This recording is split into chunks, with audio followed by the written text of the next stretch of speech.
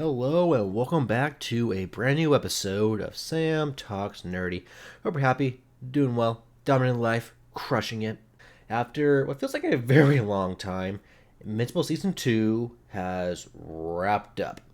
This is my review. Is it better than Season 1? Is it worse than Season 1?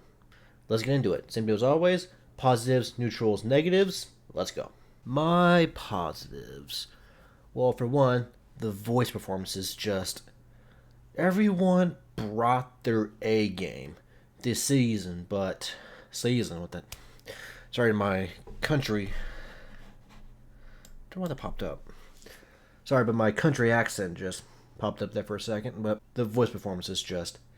Everyone brought their A game this season, but the MVPs for me were Stephen Ewan, Sandra Oh, Sterling K. Brown, J.K. Simmons, and Peter Cullen. Yes, Peter Cullen only appeared a couple times, but bite me, it's my review, so. I wish we saw more of Angstrom Levy because Sterling K. Brown was just, he had so much range in this role. Like, he was honestly the right casting for this character. Originally I think I casted either him or Keith David. But I was mostly leaning towards him because of his performance in Brooklyn Nine-Nine in that one episode. And just, yeah, he was the right choice because 1 second he's calm, collected, just it's like nothing can get under his skin. But then in a snap, and on a flip of a dime, he can go from calm and collected to crazed and unhinged. I mean, just look at him in the finale, one moment is, oh yes, Mark, welcome to this trap I set for you, to, I am not the villain, I am the hero. And even Stephen Ewan and Sandra Oh, just they had some amazing moments this season. I mean, Sandra Oh, during the first part of season 2, was she was the MVP for a lot of episodes. Just, she controlled every scene she had, and just, she was amazing. And Stephen Ewan just I feel like a case can be made for actors can also do voice work. It's just I guess they need to have more experience because there's a whole topic of, say, for anime movies, people are all like, oh no, they need to get actual voice actors, not actors. But then I'm just but look at Stephen Ewan, Sandra Oh, J.K. Simmons. I guess maybe it can be said that yes, you can use actual actors for anime stuff, but they need to also have voiceover experience, if that makes sense. Donald was another positive for me. Just I didn't expect to care about him or his story at all this season. I never had an issue with Donald in the comics. I never did like him. Just I guess I never really paid him much mind, but this season made me care about him. It made me care about his story arc of coming to realize that he is a robot. And I mean, just his arc was amazing. Different from the comics, because in the comics, I think he already knows he's a robot. But as we see in Season 2, he has no idea because he keeps getting his memory wiped or erased, so he doesn't remember. And honestly, just massive respect for Donald for continuously just, giving his life to protect people. And just he keeps dying and then keeps coming back, and it's just lather, rinse, repeat, and then just, yeah. Hashtag respect for Donald. Probably didn't know why I said that, but just respect Donald. Respect Donald. We also saw Rex's sort of redemption arc this season with his battle with the Lizard League, which, I'm sorry, it sucks that was not talked about more when it aired, because that was devastating, more so in the comics. And by the way, shout out to the show for keeping me on my feet and still managing to keep that sort of oh shit factor. There's one thing I regret doing is reading the entire comic, not maybe waiting until the show came out and then reading as the show went on, because I kind of just got lost that whole surprise factor because I read the comic. I know what's coming years from now. And it makes me feel bad that, I can't experience oh crap, oh my god, this is a huge surprise for me kind of moment. For example, the death of the original Guardians. I love seeing everyone's reaction toward, they're oh my gosh, what's happening? I just felt like I was missing out on that experience. But somehow the show manages to still give me some of those oh my god moments, even if it's a minor change from the comics. So again, let's get back to the original Guardians. In the show, we spend a little bit more time with them, in the beginning and then at the end.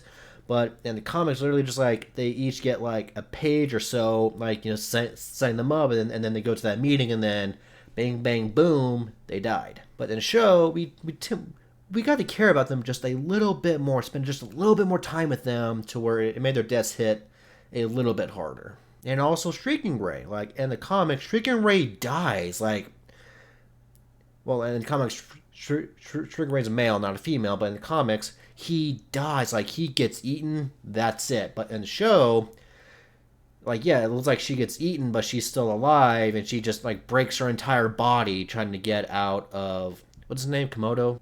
The big Lizard League guy. Plus, I think watching something versus reading something hits differently. Like say, read a moment from Invincible, like the death of the Guardians, Shrieking Ray's death, or whatever, and then like watch that moment in the show and see how you feel. Like I said, I think watching it is differently than reading it. So let me know your thoughts about that in the comments.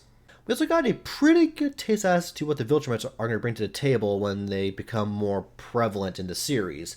Like season 1, they were nothing but horror stories. They were like ghost stories. Like we got like a hint as to how bad they are. But in this season, we get that all full force. We see just how violent and brutal and powerful they are. Like they can literally crush your head with just a press of their finger. They can cut you in half with just a swipe of their hand.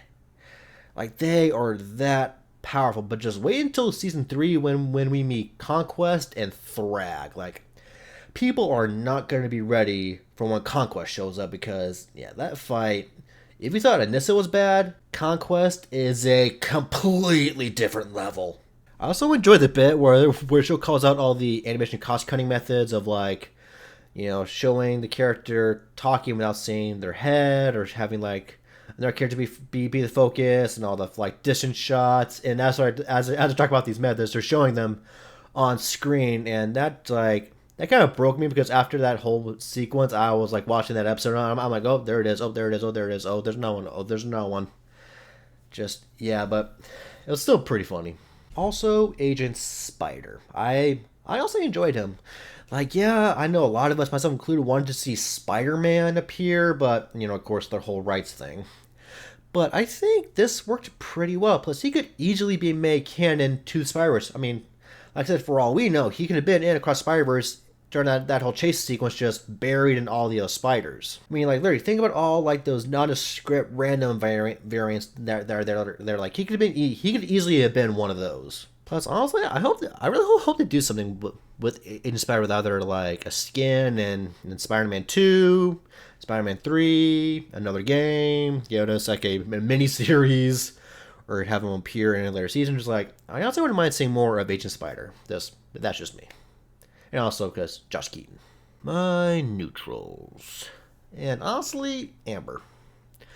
I never had an issue with Amber either in the comic or in the series, but I just knew this was just a pit stop, a quick stop before we get to Mark and Eve, and just this season, like, I knew this was just going to end, and I'm just like, yeah, let's go through the motions of they try, they fail, they try again, they fail again, blah, blah, blah, blah, blah, to where I'm just like, let's just wrap it up so we can move on to Eve and get to the good stuff. I mean, I'll miss Amber, but I just want to get to Mark and Eve.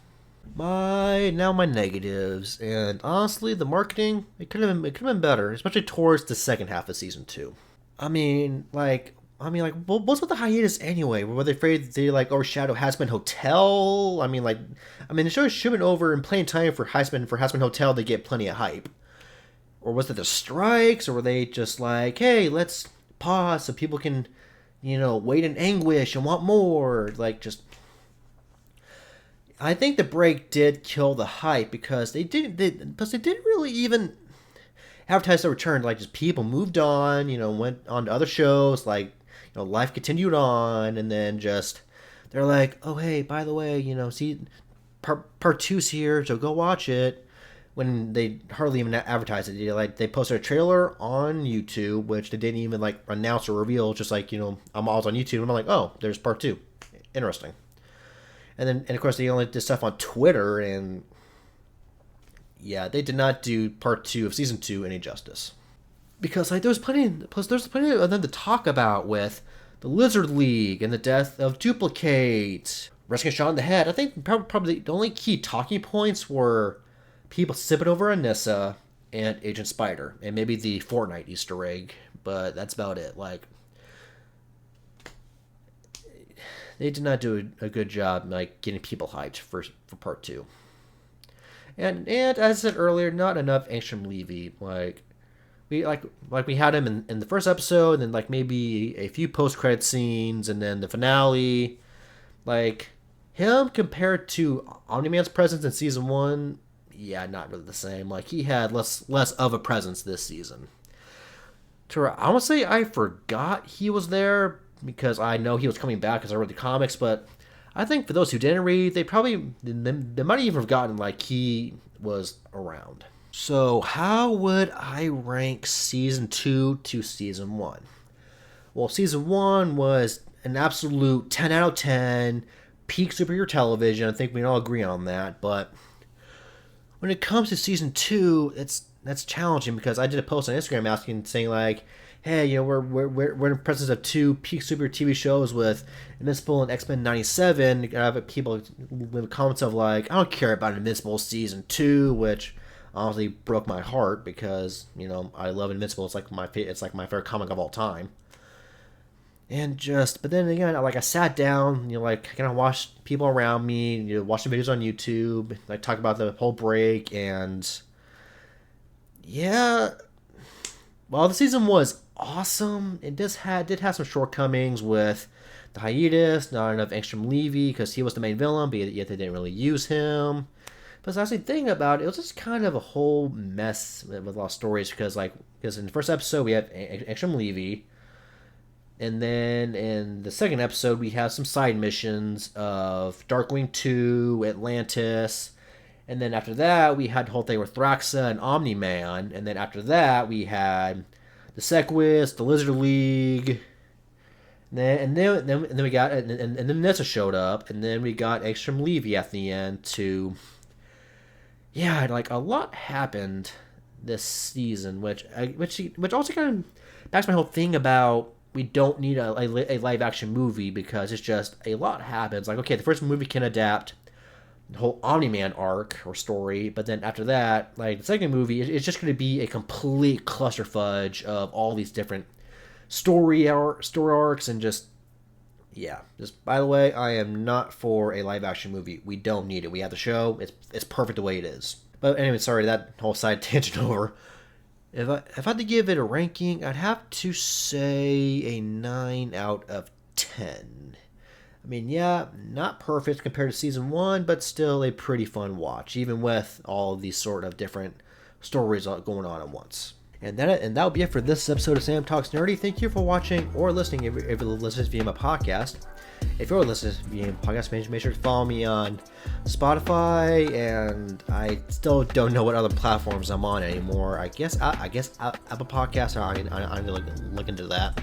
Leave me a 5-star rating and a good review where you can. If you're watching me on YouTube, do the usual stuff of like, comment, and subscribe. And also comment below. What did you think of season 2 of Invincible? And until next time, stay well, stay healthy.